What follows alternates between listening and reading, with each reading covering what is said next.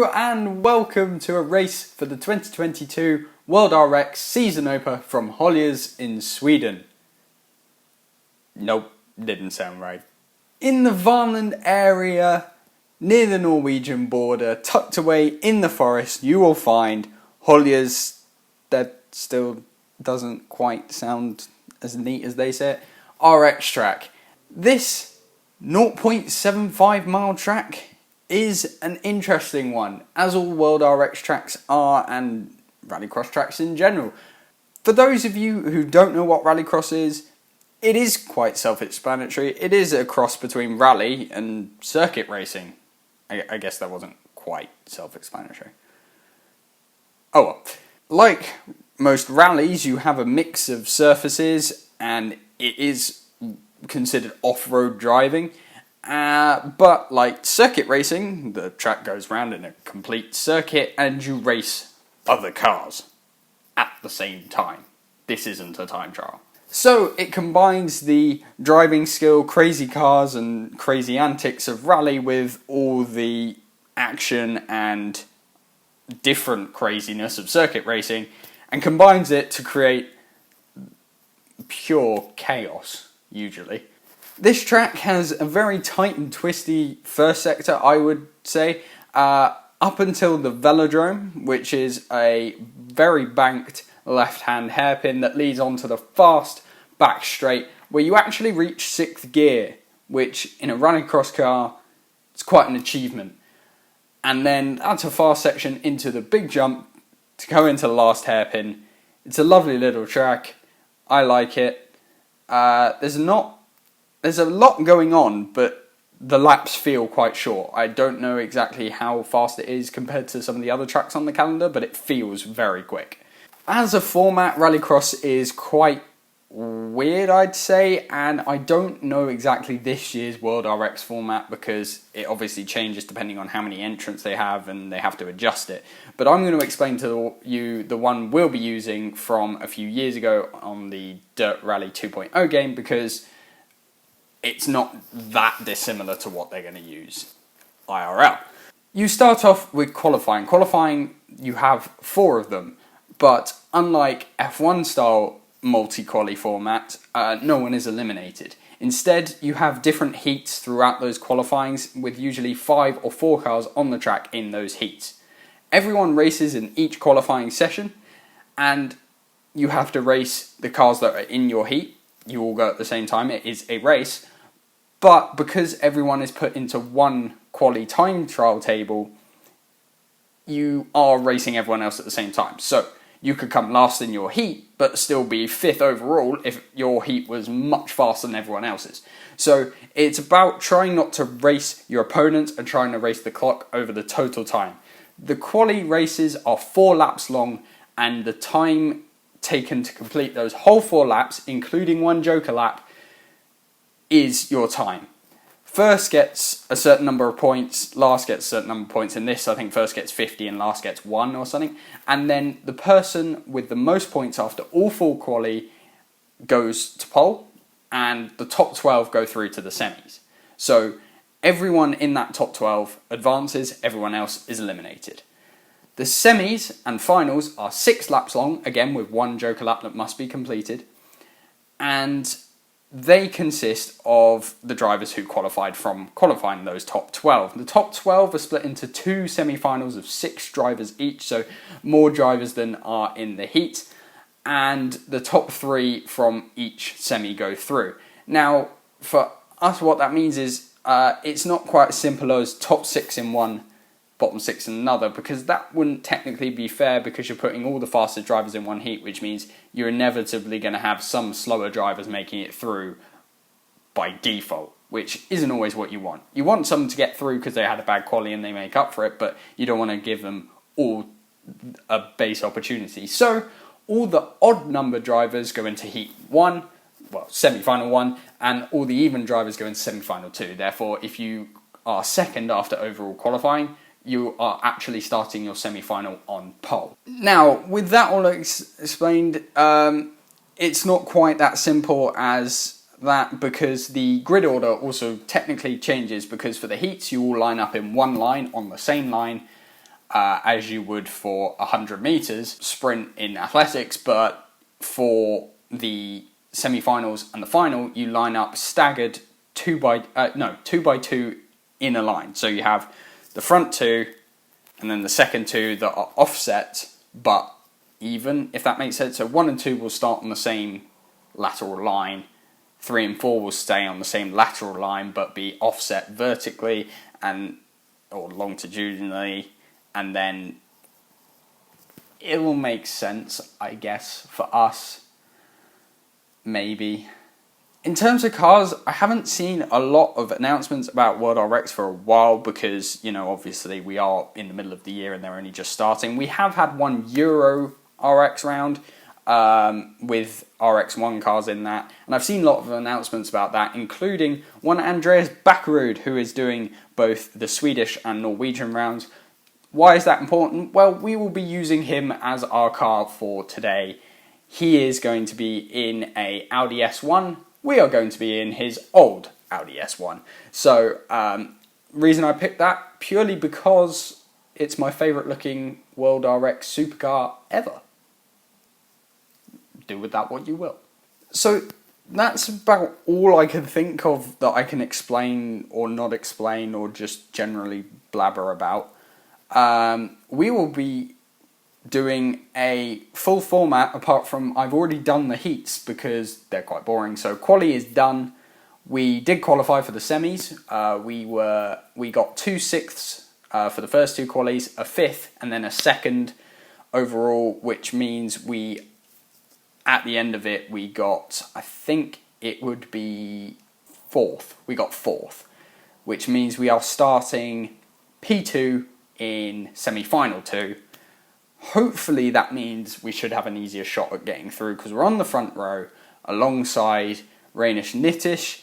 We have our teammate Matthias Ekström starting 3rd, Loeb is 4th, Cyril Raymond is 5th, and Tohill is 6th. That means we have 2 Mark 7 Ford Fiestas. That is not the newest mark on this game. They have Mark 8s, but there's none that have made it through. So 2 Mark 7 Ford Fiestas, 2 Audi S1s, and 2 Peugeot 208. So it's going to make for an interesting battle.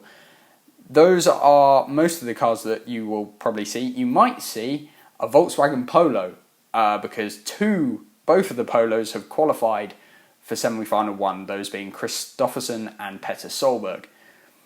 If you're recognising these names, you either watch Rallycross or you watch World Rally, because a lot of rally champions in the game this year decided, yeah, why not, let's do World Rallycross. And I missed that. I miss seeing them doing that. But I just miss big fields of Rallycross supercars, to be honest. That's enough of me being sad about the decline of certain motorsports. Let's go racing.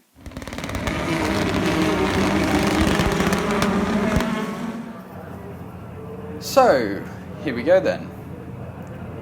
And we've already got the results of semi-final 1. There was a disqualification for one of the Mark 7 Fiestas.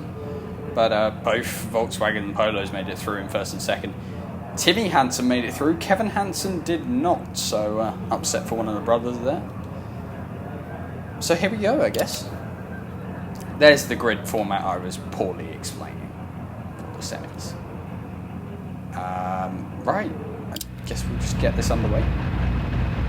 I do have a spotter in this, but unlike NASCAR and IndyCar, I mean, it's similar. He is telling me where the other drivers are. Ready. But so I can joker at the right time, not so I can see them. Because obviously it needs to have decent mirrors. Go, go, go. This is one thing about Rallycross. The cars are ridiculously fast accelerating. And the joker lap, which I will now explain. Everyone has to do this lap once during a race. It is longer than the normal lap, and therefore takes longer, which means it's basically, think of it like you would a pit cycle. Everyone has to pit, but when and where you do it may affect your result at the end of the race. So that is what I've just done on lap 1, not by choice, more by the fact that I completely overshot the braking turn. But it doesn't matter because we've got a good start, we're away in 1st. I can actually do this whole track without using the handbrake, which I don't know if something to boast about or something to show how slow I am. But I thought I'd do it anyway just to demonstrate. Probably needed the handbrake there as Cyril Raymond, I think that was, sending it up the inside. We've gone very wide there. Punted wide once more by Cyril. The Frenchman clearly not happy with my appalling driving. To be honest, I'm not either, but they are on Max AI. I haven't tried Max AI on this game. I did on Dirt 4 when I used to lap it, but they did up it for this game. So, you know, I did some practice earlier. Obviously, I had to do the qualifying, but that was about 4 hours ago, so this should be interesting. Round the outside of Cyril, he's obviously beached it somewhere because we've cleanly made it through over the jump. Terrible landing. We managed to square it away. Through Velodrome, trying to get a good exit because at this rate we are going to finish behind Renish Nittich, which didn't seem like a possibility at the start of this race. It looked like it was going to be a short win for us after the Joker, but we didn't handle the next few laps very well, and now we're in a bit of a sticky situation. Halfway through the race,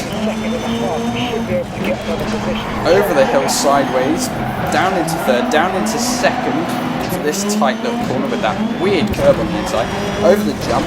They actually use all of that curve on the left there, and all of this on the right sometimes. I wouldn't recommend it on this game. I have rolled a few times trying to do it. Round Velodrome, a bit wide, but managed to get a steady exit onto the long straight, over the gravel, flick it back onto the tarmac, onto the gravel once more, over the big jump. As we change surface, this tiny little stretch of gravel here is just a bit weird, but I quite like its existence. It makes me think about it a little bit more. Over that weird curve, try not to hit it like that. It will end up in a wall. And now we're on for a fight for the win here. Into the back of Nittich as he comes out of the Joker. That was a heavy hit in the back. That is a very broken Ford Fiesta. Ford Fiestas do not look like that normally. Mind you, I'm not sure my Audi probably looks as good as it should right now anyway after that impact. Over the jump once more, we're right in the back. I can see why I jokered early actually, because I think we were catching him. One-handed, and Cyril Raymond wants a piece of the action. We've now got a three-way fight for the win here. If we're not careful, we're going to end up causing each other difficulty, and one of us may not qualify. This could be interesting. Currently, all three of us is going through, but they are right there. I can see them in my mirrors occasionally. This is going to be sketchy. There's a lot of contact. Motor racing is a non-contact sport, but on these kind of surfaces and these kind of cars, sometimes it's just unavoidable. And sometimes you do it for the fun of it, apparently, because I'm not sure Cyril can use that excuse because he was sending it. Oh, we've gone very wide and we're going to lose a position, but we did qualify. Our teammate was right behind us, and so was Seb Lowe. Not the people I expected to go through from that semi-final, but at least we made it. I'll see you in the final.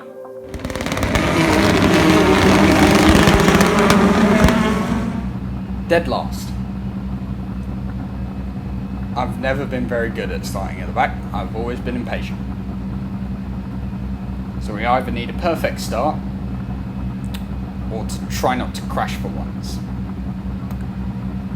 Let's see if the Audi S1 Quattro can beat the might of the Volkswagen Polo Rs, which have dominated up until this point, and I would be very surprised if one of them didn't win. For the reigning champ, I'm no Andreas Backerud, but we'll give it a go. Maybe there's a podium at the end of this. Love the ready to race system. So it gives you this on the lights, then it goes out, and then the lights go green when you go. It's quite a nice system. I have the HUD on because most of the tracks you can't see the actual lights, which is... Whoa!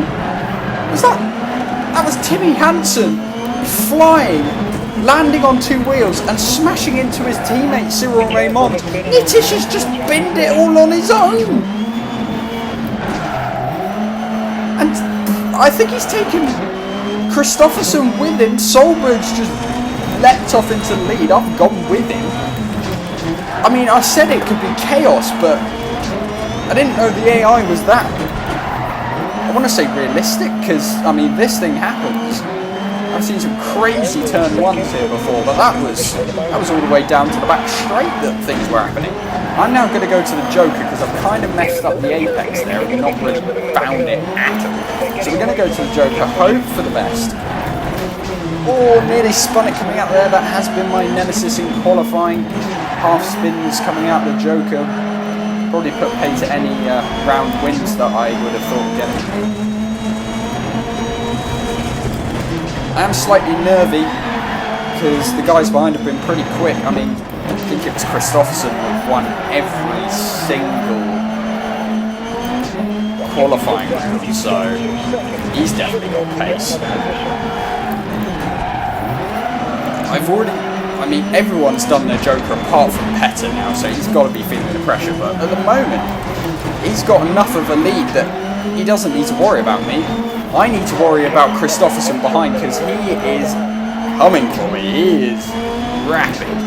I can just, like, feel his presence. I mean, I don't know, actually, he's dropped off, but just now, I could see someone in my mirrors, and it was the most terrifying thing ever. And that's why, because I know mistakes like that are very costly. I mean, look at the margins, 3 seconds, but look how far away he is. 3 seconds is an absolute eternity, so if you make a mistake that costs you a second, you think that's fine. Oh! Now that's a line I've seen them use in real life, so that's not unrealistic, but I wouldn't like to use that line. Taking all that curve and the ropes. One thing that is quite difficult is, obviously, in real life, as you can see on the game, they have a sequential stick in the centre of the car. I have flappy paddles mounted to the wheel. Now in World Rally, up until this year, for the last few years, they've had one large paddle, that goes all the way up the wheel. But that makes it quite easy to locate. This wheel that's spinning all around and me moving my hands, sometimes I do miss the paddle, and then bad things happen. But so far, fingers crossed, touch wood, we haven't missed a shift, apart from that one there when I was touching it. But we'll ignore that. So Petter has now done his Joker and is still miles ahead of me. And I can hear someone on my left. There he is! Kristoffersson's going for the Volkswagen 1-2. In all seriousness, he probably should have won this race. That is an appalling line. And there he goes. Straight round me. Final lap battle. He's gone wide though. This is an opportunity. Cut back on him into Velodrome. Trying to get down to the apex. We've got a bit of a gap, but we're running wide onto the grass. Oh, we've made contact. We've hit him. Down into 4th. Trying to get it stopped over the jump. It's almost side by side. Got to get the apex here, otherwise we're doomed. P2. I was not expecting a last lap fight like that. My concentration completely went. And like I said, the smallest little mistake, do you think that's not a big deal when you look at how far away they are? Rallycross tracks are so small, I think it kind of like changes my mindset. So I think I've got a massive gap. Really, it's only half a second. Kristoffersson was right there. He went through, but fortunately he kind of bottled it through Velodrome, and then I made a mistake coming out of it, but somehow managed to hang on, probably from brute force and contact and general ignorance. But that's the chaos of Rallycross. I'm very glad it's back. I don't have massively high hopes for this season, which I kind of feel bad about, but hopefully it will prove me wrong this weekend. Well, Rallycross is back.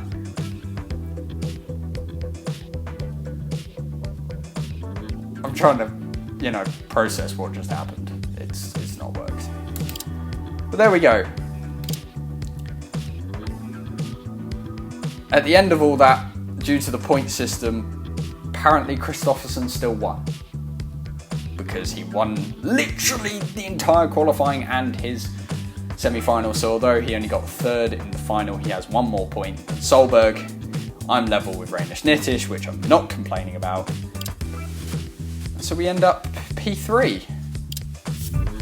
Look at that beautiful car. Oh no, we end up 4th. What? I'm on the same number of... I finished higher in the final. Well, the game's just done me dirty there. Speaking of dirty, look at the side of that car. Anyway, thank you very much for watching, and I will see you all next time.